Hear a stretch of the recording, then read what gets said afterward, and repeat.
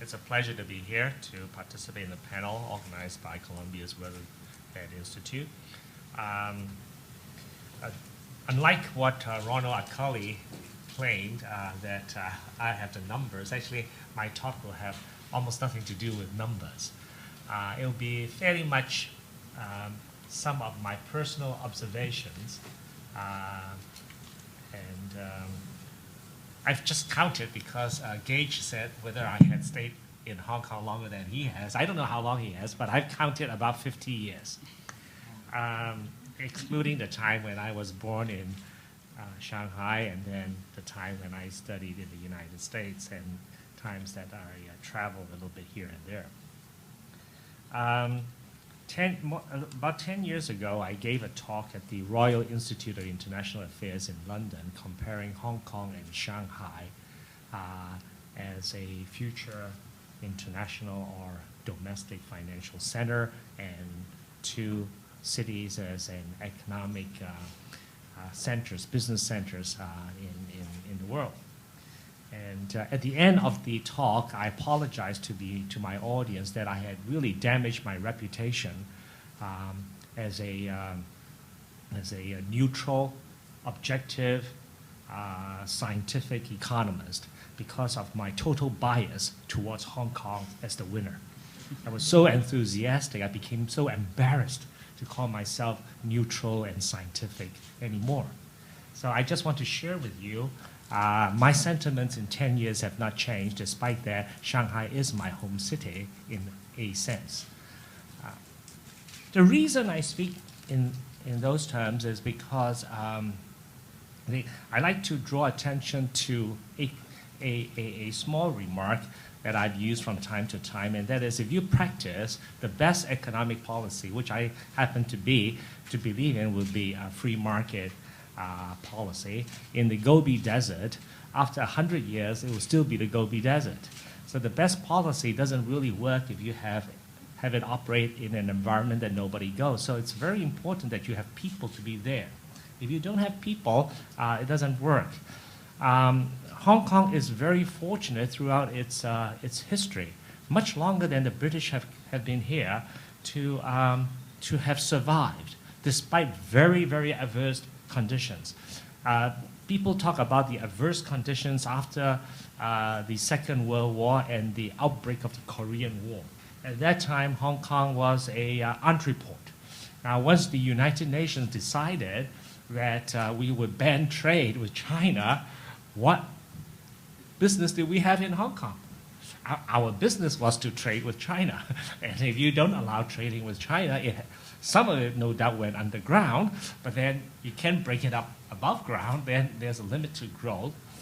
Indeed, if you look at the data, with the UN ban on trade with China, Hong Kong's total trade exports, that's what I mean, trade and imports, dropped and did not recover to its original nominal value until 10 years later. That was how adverse the conditions were. And of course, what happened? Well, we decided we'll go into manufacturing and sell things that we produce in Hong Kong. Now, because we lost our competitive advantage, we had to do something else. And I think Hong Kong's people and the system we have inherited gives us our greatest advantage. The greatest advantage is that we adapt. We adapt quickly, not because the times are good, but because the times are bad. And that's when nothing focuses the mind more clearly when you are starving. Right? And I think that is the greatest competitive advantage of Hong Kong. We have good policies. If this were an audience of government officials, I'll be very, I'll spin a different story. I will not be bullish. I'll tell them what they should be doing and why they should really do this and that. But this isn't an audience with government, and so I think consider the following thing: what is the greatest advantage of Hong Kong under those circumstances? Number one, never has there been a chance in human history since the Black Death where capital-labor ratios have changed so dramatically in the world. We have suddenly witnessed the opening of China, India, collapse of the Soviet Union as it existed then, and opening of Eastern Europe and all that. All of a sudden, we have massive labor force joining what is really known as the global economy in one single economy. Never has there been a better time for capitalism. This will go on for at least a few hundred years. Hong Kong actually happens to be on the cold phase where these integration processes is happening. And it creates huge stresses in Hong Kong. Huge stresses in Hong Kong. I make my living by trying to analyze those stresses and find band-aid solutions for them. That's my daily livelihood. But if I look at the bigger picture and take confidence in Hong Kong, I think we will overcome it. I will give you two stories that I witnessed, participated very recently to show how people in Hong Kong adapt to that change. Let me begin by saying the following. About half the children, half the births that take place in Hong Kong today are mainland mothers who come to Hong Kong to have their children. In 1997, many parents went to the United States to give birth to their kids. That is a vote of confidence for one nation. Now a bigger nation is voting their confidence for a city. This is just background. I haven't come to the story yet. Bear with me a little bit. Another number I'd like to present is today, marriages between Hong Kong residents, each year, about 40% of those marriages take place between a Hong Kong resident and a resident across the border in mainland China. You are, witnessing the integration on a grassroots level of people adapting to change. So here's my two stories. First story is a cleaning lady at the University of Hong Kong. I'm one of the few people who actually bother to talk to cleaning ladies. So I'm very friendly with them, so they share with me their stories. She was visibly very upset, and she came talking to me one day, feeling very unhappy that her daughter was going to marry a mainland Chinese in Shenzhen. And therefore, her daughter will go across the border and live in Shenzhen. And her husband had passed away. She had two daughters. This was the younger daughter. Her elder daughter is not married. I asked, how old is your daughter? She is 29. What education did she have? She's a high school dropout. And then, and what jobs did she had? Hardly any job that will mount up to a career from her description. So I decided to comfort her, and I said, how did she meet this man? On QQ. QQ is Facebook, if you don't know. They were recently listed in the United States. And they met on QQ, and then they finally met physically, and then they decided they were right for each other. She actually, so I asked her, would you give me a photograph of the married couple? And a few days later, she gave me a photograph of the married couple. And I looked at her daughter. I decided she was not a beauty queen.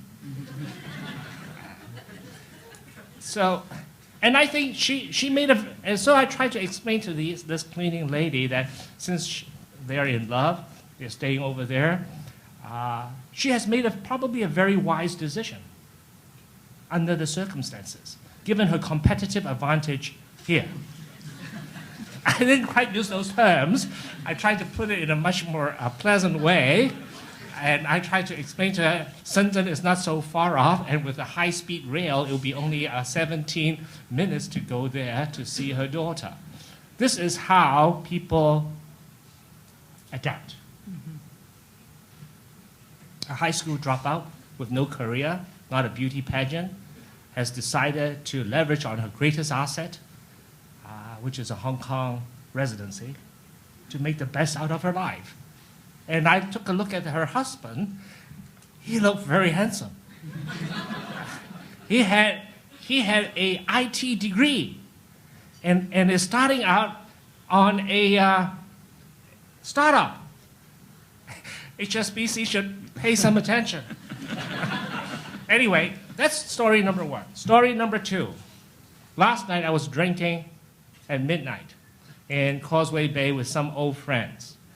After quitting in the early hours, I walked around and I saw, while we were crossing the street, a couple who turned around and asked me what was the way to Crown Plaza International Hotel in Putonghua. I took one look at them and I pointed out the direction, and then he thanked me. He went there. Halfway there, he didn't really know, so I yelled at him and shouted that was the way. Cross the street, turn that way. And then my friend noticed, hey, look, her wife is pregnant. Was visibly so, very ripe. And then I said, yeah, it makes sense to live in Crown International Plaza Hotel because 2 blocks down is St. Paul's Hospital. They have made a very good optimizing this area. Those were early hours. People also adapt. The others, when you have 1.3 billion people and only 40,000 of them choose to come to optimize their life by giving birth in a Hong Kong hospital, you can pretty much sure when 1.3 billion, 40,000 of 1.3 billion, those 40,000 would be very smart. They have to be a very highly self-selected group. Of course, our doctors are complaining because they are overworked, doing midwife work and so forth. But that is the classic problem of a society that is on the welfare state. Then we noticed another thing. I noticed, and we began to talk about it, because the husband was also asking her wife to yelling at her almost, this pregnant woman, that, hey, watch out, this taxi is backing up. This taxi is backing up. Why are you walking behind the taxi? And she absolutely ignored him and continued to walk behind the taxi when it was so obvious the taxi was going to back up. And the taxi actually stopped. And I began to feel that, gee, she really understands what is safety and what is the rule of law and what it means to be secure. She was so confident that being a pregnant woman, that she could walk behind a taxi that had intention to back up and was certain that it will not back up into her. A safe city, a city respectful of law, with people adapting, people who are adaptable coming here, I think Hong Kong has a great future. In particular because of the information that they all bring to Hong Kong.